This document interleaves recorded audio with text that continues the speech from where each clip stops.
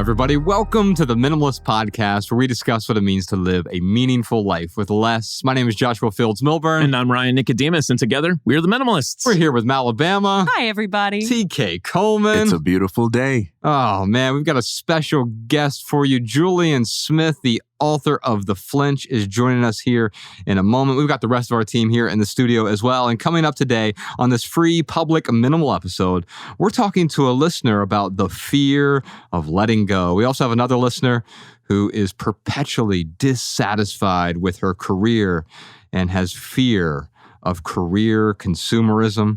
We're going to talk about the different ways that we flinch in our own lives. Then we've got a lightning round question for you, a live stream question, a listener tip, and so much more. You can check out the full 2-hour Maximal edition of episode 392, where we answer 5 times the questions and we dive deep into several simple living segments. That private podcast episode is out right now at patreon.com/theminimalists. Your support keeps our podcast and YouTube channel 100% advertisement free, because advertisements suck. Let's start with our callers. If you have a question or comment for our show, give us a call, 406-219-7839, or email a voice memo, a voice recording straight from your phone to podcast@theminimalists.com. Our first question today is from Betsy. Hi, this is Betsy McCara calling from Halifax, Nova Scotia. Trying to tame consumeristic tendencies is hard, but something that we can work on developing.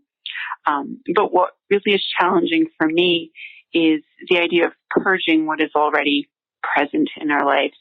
I don't know that it's so much the sentimental value that things hold, but realizing that most things will have absolutely no value in other people's lives.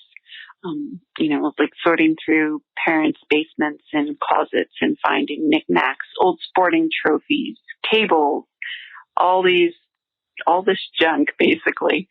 And can we really justify a minimalist lifestyle when we know all these things will just end up in the dump?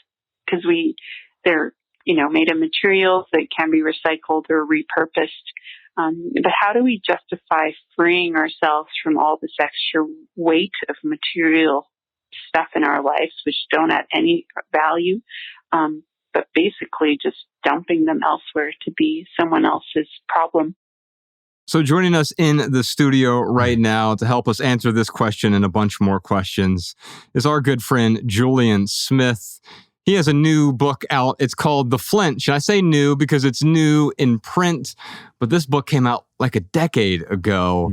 And it was really influential for me and also a lot of people in our audience. We've known Julien since, I think, 2010, 2011 timeframe, when he was writing a really popular blog. And I've always said about Julien, he was the guy who sometimes you go to someone for some sort of advice or some insight, some observations, and they'll sort of pet your head and calm you down. That's not Julien Smith. Julien Smith is the guy who picks you up, shakes the hell out of you, and then sets you down, and you thank him for it. It's a rare talent that you have. Yeah. Thank you. This book is an astonishing book, and I thought this was a great way to start this episode was with Betsy's question, because she's talking about the fear of letting go. Now, for me, the fear of clinging has become scarier than the fear of letting go, but it takes a bit of time to get there. And when I was rereading The Flinch, I think I've probably read this book 4 times now, and it's super insightful. It's almost like you wrote it one tweet at a time, because each paragraph is essentially quotable, but there were 2 quotes from the book that stood out for Betsy's question. I'd love to hear your input on these. The first one is, the strength you gain by letting go is more important than any object you own. Oh, wow. I think, Betsy, thank you for calling in and asking the question. I've been to Halifax many times. I'm Canadian. It's really far to drive there from Quebec, where I come from, because the road is really windy, but it's really worth it. And so I really appreciate you calling in.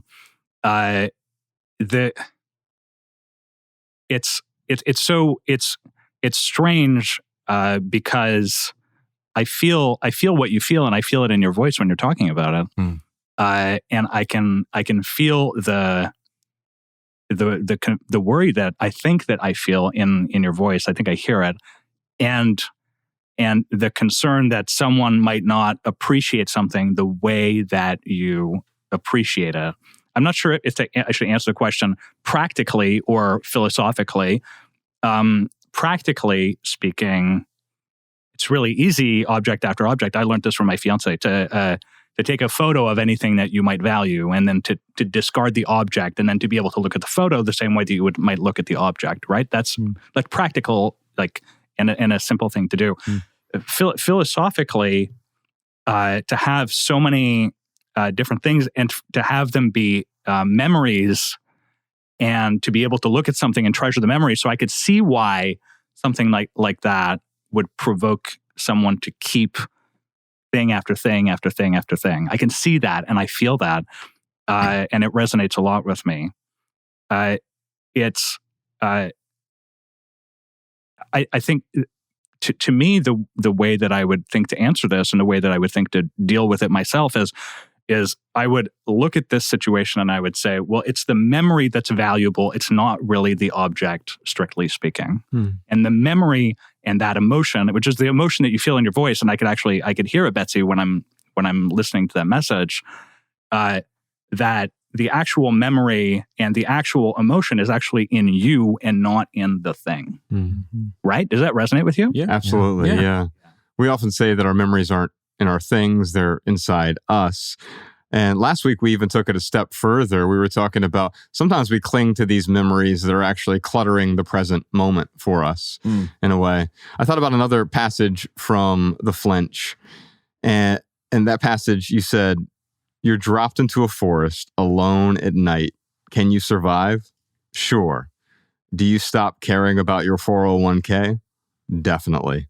Within 48 hours, you're left with the flinches that help you survive." And where Betsy is right now is she's flinching at letting go of some things that aren't actually going to harm her in any way. If she lets go of them, and part of the reason it's difficult to let go is the story she's telling herself that no one else will find value in these things and they're going to end up in a landfill. True, some things might end up in a landfill, but you just said many of them are recyclable or donatable. You can get rid of things without simply trashing them. But I love your perspective here because you're dropped into a forest alone at night, Betsy. You stop worrying about letting go of the things. You instantly let go of them, even if they're still at your home, but you've let go of them mentally because they don't matter in this moment. Yeah, so that makes a lot of sense. And the other side is, I don't know, I've come to believe something over time that people are past focused, present focused, or future focused. And typically it's a state of mind, and people will typically stay in that mode a lot, right? They'll be often past focused, and that'll be their traditional way that they'll spend their time, or they'll be really future focused, and that'll be the majority of their thinking will be future oriented. And so it's an opportunity in discarding the past to embrace the potential future, which I think is, that Napoleon Dynamite movie where the guy is passing the football around to himself, and I forget the name of the character, but you look at these this example, this stereotype of this person who believes that their best years are behind them. Yes. And so it's like almost like the more stuff you have around you that reminds you of your past, the more you're like, oh, those were the good days, instead of the good days are now or the good days are coming. Yes. Right? Yeah. And so we often cling because we're clinging to the good from the past. We were talking about Held Wodskin recently, and he wrote the book called The Sedona Method. And one of the things he talks about pride, and pride is often holding on to something because you believe you can't replicate it again. Right. When I was 7 years old, I was really proud when I tied my shoes. But if at 42, I was proud of tying my shoes, you'd look at me like I was insane. Right. Because I got past that.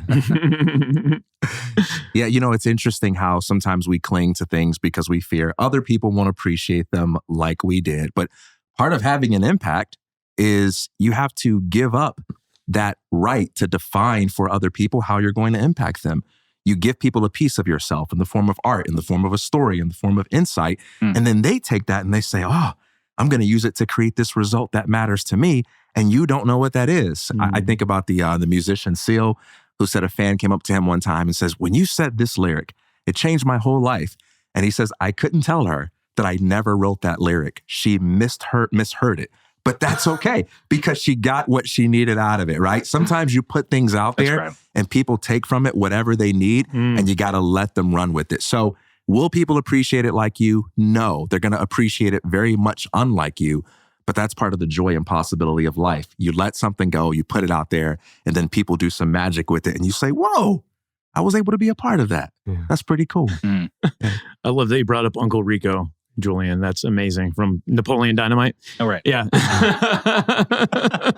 I'm going to see how many Napoleon Dynamite references we can squeeze in here in this podcast. You got a few. Yeah.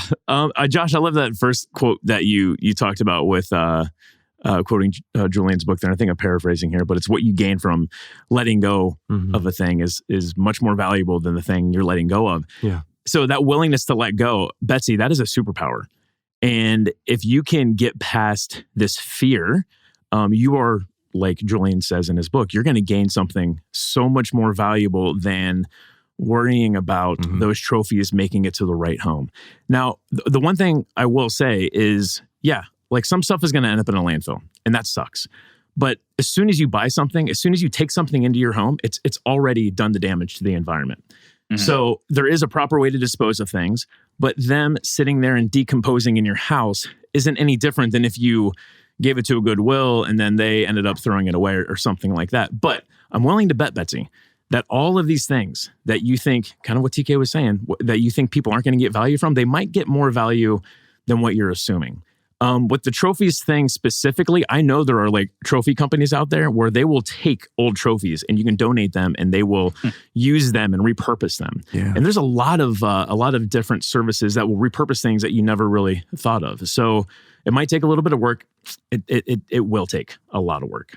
But if you're willing to let go and if getting that stuff out of your way is going to help you live more in the present, then the work will be well worth it, Betsy. One example with our guests, someone asked Julien in an interview, I don't even remember who it was, but he was like, I think most people are just going to buy your book and leave it on a shelf and they won't even apply it. And Julien just had this attitude of like, you think I'm going to let that stop me from writing a book? The fact that I put it out there and some people don't use it, that would be silly, right? Yeah. I've never seen Julien write a book or a post about why you should blog every day. But he's the reason why I blog every day, because I read his blog. It was the first blog I ever read, long time ago, before anybody was blogging. And he was just writing about just taking risk, being authentic. I remember him referencing Ash Amberger, him referencing Seth Godin. That's how I found out about those people and like the power of writing. And I made a vow to myself. I'm like, I'm going to show up every day and write a blog for a year. Most of my blogs were crap. But what that did for me in terms of changing the way that I think and the way that I process life was huge. He never put his blog out there with the intent to get TK Coleman or anyone else to blog every day, but it had that impact. And he gets to say, hey, that's cool. I influence something without having to control it. That's what you do when you let things go without feeling the need to tell other people how to appreciate it. Wow. That's high praise, Julien Smith. It's I'm just sitting here and just trying to take it. I want to give him more praise, but I don't want his head to get too big. But literally, that's probably the book that I recommend the most because it's so digestible. It's an easy read, and like Josh said, one tweet, like every single line is like a tweet. Thank you. It's excellent, man. Betsy, I'm going to send you a copy of the Flinch. We'll put a link to it in the show notes as well.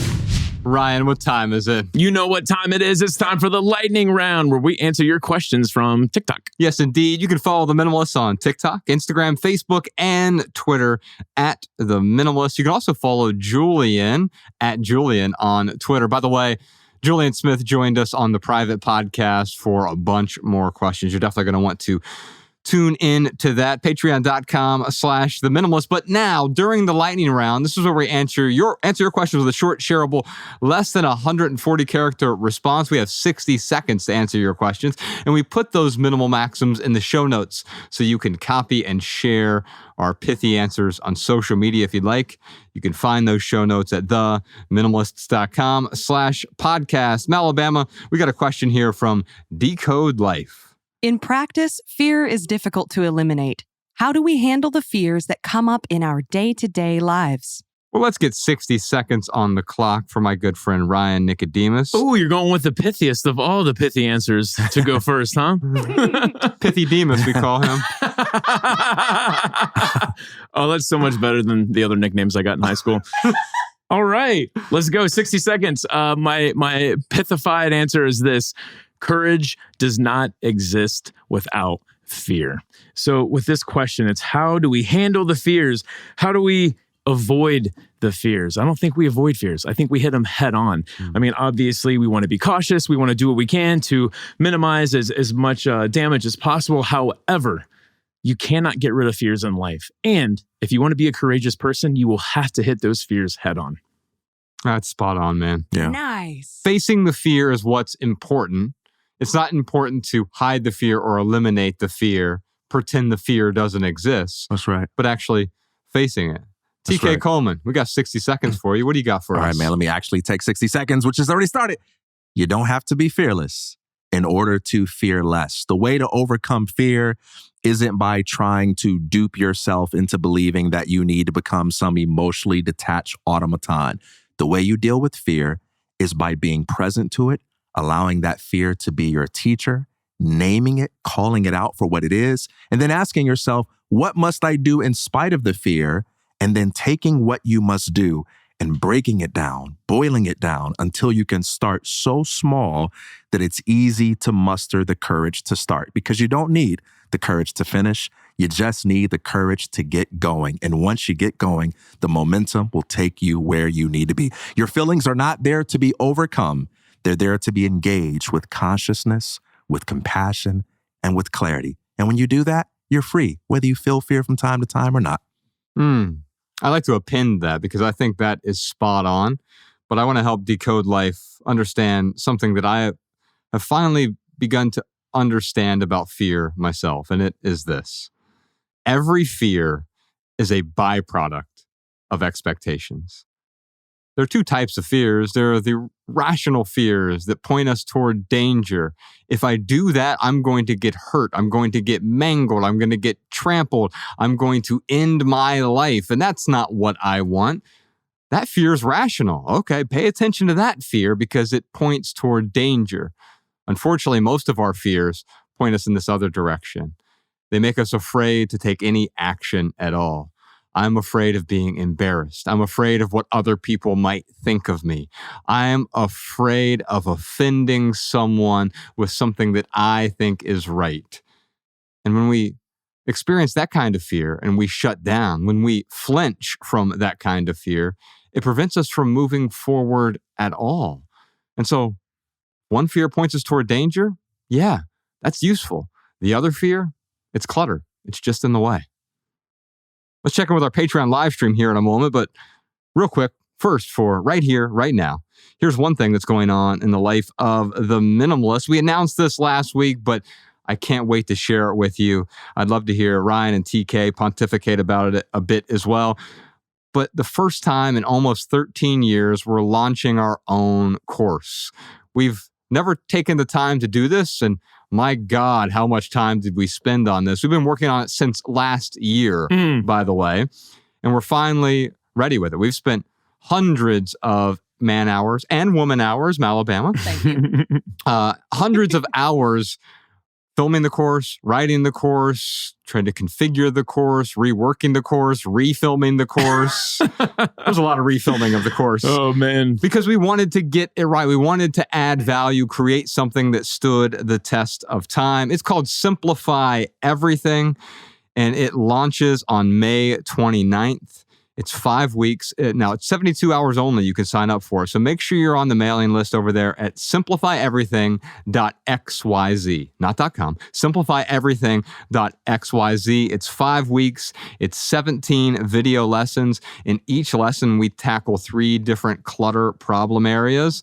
Each week, we tackle a new form of clutter. It starts with the physical clutter, the stuff, but then we move on to digital clutter and calendar clutter and financial clutter and relationship clutter, identifying all of these different problem areas that we've heard from thousands of people and what they experience. We've been able to distill your experiences down to a dozen or so years of experience helping people let go of the excess that's in their life.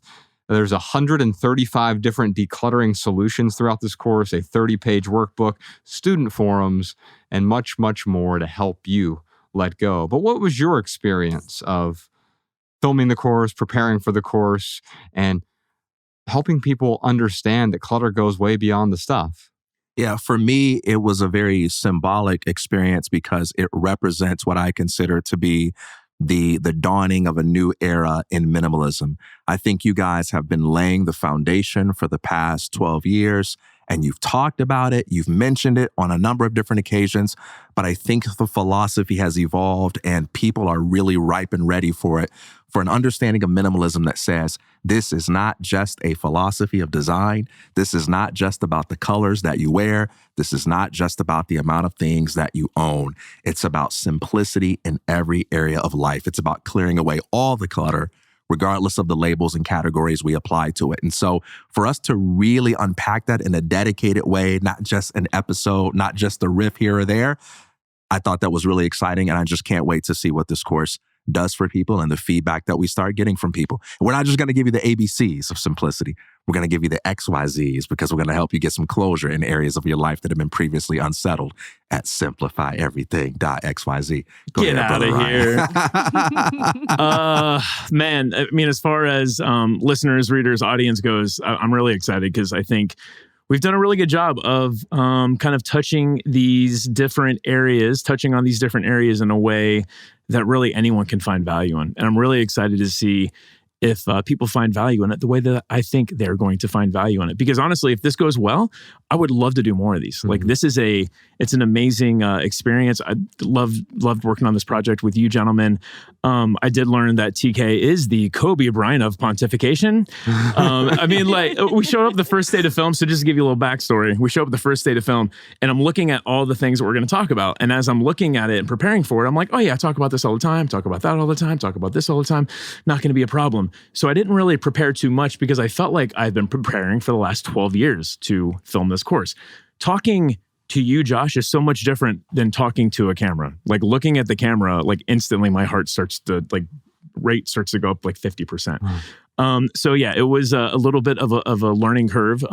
It took me a while to find the groove and figure out exactly how much preparation I needed to do. But all that to say is all three of us went way out of our way to make this the best course possible for all of you. And it starts with the stuff. And I think that's important. Minimalism, I don't want to skip past the stuff. Yeah. Because I think what we talk about there with the stuff week, the very first week, it is that physical manifestation of what's going on inside you. So before we tackle the internal clutter, the relationship clutter, the mental clutter, the calendar clutter, we do want to clear the excess around us. Mm-hmm. Because what does that do? It makes room to start tackling all of these other forms of clutter throughout the course. It's like the door to a house. Yes. You got to go through that door, man. Yeah. Mm-hmm. Yeah. Simplifyeverything.xyz. Put your email in there. We'll never send you spam, junk, or advertisements, but we will let you know when the course is available. It launches May 29th, 72 hours only. Let's check back in with the Patreon live stream, Alabama. You got a question for us? I sure do. This question comes from Adam. He says, I may be obsessed with personal development. I'm constantly trying to learn, grow, and improve. I love the feeling of leveling up. I know JFM has an aversion to better, but is there a healthy improvement? I love this question, Adam, because it's a misunderstanding of what I'm saying. And I want to clarify for everyone. I think it's okay to get better. It's okay to improve. Mm-hmm. And the healthy way, it's another way of saying, is there a good way to? But betterment or improvement is a byproduct. It is not the goal in and of itself for me. And I want to be clear about that. Yes, I've become a much better podcaster over the last 8 years, a much better writer over the last 20-something years. I've become a much better public speaker over the last 30 years, right? Or 20-something years. And I have done so not to get better, but immersing myself in something that is compelling to me, makes me better, improves me just by default. Yeah, I think for some people, self-help is just another manifestation of self-hate. Instead of reading books and taking courses from a place of already existing self-affirmation, from a sense of, hey, I'm already enough. I'm already worthy. I already love and respect myself, but I'm going to read something to pick up some tools as part of this adventurous process to learn how to express who I am more authentically. For some people, it's more like, oh, I hate myself, and here's just more evidence for why I'm hateable. And there's this constant obsession with maybe the next book will set me free. Maybe the next course will make me worthy of love. Maybe I'll finally be happy if I buy one more self-help, motivational, whatever it may be. And so if you're pursuing self-help in that way, then it's going to be unhealthy. At the same time, for some people, it might be like dancing or playing basketball. People on the outside might say, I don't see how you can spend all those hours doing that. But if you're feeling joy in the process, then it works for you. I know for me, if they came out with some study that said, hey, new study shows that reading self-help books actually makes you less healthier, I would be in trouble. I would be in big trouble because I wouldn't be able to stop reading them. Not because they make me better, but I just enjoy listening to smart people say interesting things about life. I can't not do philosophy. I can't not learn from other people. I don't even know what that looks or sounds like. I don't want to know. And so if you can do something with that kind of joy, which is what dancers do, musicians do, artists do with what they do, then it becomes a kind of art. There's got to be TikTok in there somewhere. That was good. There's got to be a TikTok somewhere in this guy's TikTok brain. that. Man, watching Josh go down the road, it's not self-help, but going down the road of expounding perspective on things. And TK, watching how you do it, what I see is two men really trying to get a deeper level of understanding. Yes. And like that is, I think, always going to be beneficial because when you have a deeper level of understanding, you can make more deliberate decisions. And when the discomfort and when the uncomfortable things come up and the flinch comes up, you're able to hold space for that in a way that maybe you weren't able to before, because now you have a deeper level of understanding about those different emotions. So to answer your question head on, self-help to better yourself, to constantly feel like you need to level up, I agree. It could be something that actually holds you back and leaves you with a feeling of being incomplete. But approaching it in a way of having a deeper level of understanding, I don't think you could ever go wrong with that context. Yeah. And quite often that desire to get help from the self-help book or the course, whatever it might be, can actually get in the way. I think it's going to make me a better version of me. And the thing that we try to convey with the minimalists and everything that we do is that better version of you is often found not by addition, but through subtraction. You've already added all the stuff to make me better, and it didn't work the way that I wanted it to work. And so right now it's like, let me get rid of this. Let me get rid of this. Let me get rid of this. What are we doing? You're uncovering yourself. You're understanding yourself better. Professor Sean just ran into this recently. He tracks all the books that he reads, and he's a fervent reader. And yet recently he's decided like, hey, this tracking of everything I'm reading and making the notes is actually making it a little bit less fun. Is that right? Yeah, I think so. I just put my pressure on myself to choose what I was reading based on what was going to help me finish more. I started reading this book a few months ago and quit halfway through because I wasn't really feeling it. But if I pick it up right now, I only have 100 pages left. That's another book I can mark as having read, which makes me a better person. And now you have to slog through it, even though you're not enjoying it. But if I read enough, then I will be better. Well, okay, let's say you're better, but you're miserable. Did you make yourself better at all? Right. I had a similar problem, Professor, with note-taking. I used to love just documenting what I was reading, not merely in terms of a checklist, but, taking notes from the books, writing my reflections. And at one time, they were very valuable to my students. I was leaving behind this rabbit trail, and I could see it having a positive impact and people finding it interesting. But it got to the point where I started to pick books based on what would be easier to take notes for. I started to feel unhappy about how slow I was going because it's like, all right, instead of reading for an hour that day, I'm reading for like 15 minutes because I need time for note taking. And I just got to a point where I said, you know what? This ain't the goal, man. Maybe I'll come back to this if an easier, more aligned way emerges, but I'm just going to go back to enjoying what I do and just reading. And I've been having fun ever since. Yeah. Yeah. So if there isn't joy in the improvement or joy in the betterment, then you're not actually getting any better. You're just dragging yourself through the mud for no reason at all, just to show that, look how dirty I can get. Yeah. Yeah. I mean, I think about like Sean and his example where maybe there was a point in time where he was like, I really want to have a deeper level of understanding. I want to expand my knowledge. I want to be able to speak, intellectually to these different topics.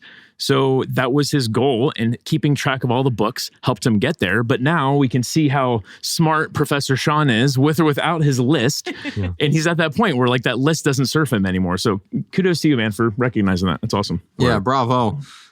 Alabama, we're going to check back in with the live stream here in a bit. But in the meantime, what do you got for us? Here's a minimalist insight from one of our listeners. Hi, Josh and Ryan. My name is Sandra and I'm from Norway. I would like to share a quote that changed my view on minimalism. I've been on this journey for about 7 years now, and this month I have been doing my version on the minimalism game where I try to let go of 500 items in total. My boyfriend saw a pair of shoes I was going to sell and said that they were nice shoes. I told him I agreed, but that I did not wear them and that they did not add value to my life anymore. He then said this: just because something is pretty doesn't mean you have to own it. All right, y'all, that's our minimal episode for today. We'll see you on Patreon for the full 2-hour maximal edition of episode 392, which includes answers to a bunch more questions like, I want to get rid of this one thing, but what if I need it in the future? What happens if you get rid of 50% of your clothes today? What would happen? What's my identity if I get rid of all the things that make me who I am? Plus a million more questions for Julien Smith and the Minimalists. Also this week, we have a private minimalist home tour from one of our listeners who shows us that a minimalist space doesn't need to be sparse or sterile. All that and much, much, much more of less. And if you want to hear all that, check out the Minimalist private podcast at patreon.com/theminimalist, or click the link in the description to subscribe and get your personal link so that our weekly maximal episodes play in your favorite podcast app. You'll also gain access to all of our archives all the way back to episode 001. And if you're still on the fence, here's a testimonial from one of our lovely Patreon supporters. Anima says, even though I pay for your private podcast, what you say is priceless because it is full of genuine heart and wisdom. I think she's talking about TK, Ryan. Mm-hmm, definitely. She says, I'm so grateful to be part of this private community. The most recent episode and many others have added tremendous value to my life. Wow. Thank you so much, Anima. We appreciate that. And we appreciate Julien Smith for joining us today. You can check out his book. It's called The Flinch. We'll put a link to that in the show notes as well. And if you leave here today with just one message, let it be this: love people and use things, because the opposite never works. Thanks for listening, y'all. See you next time. Peace.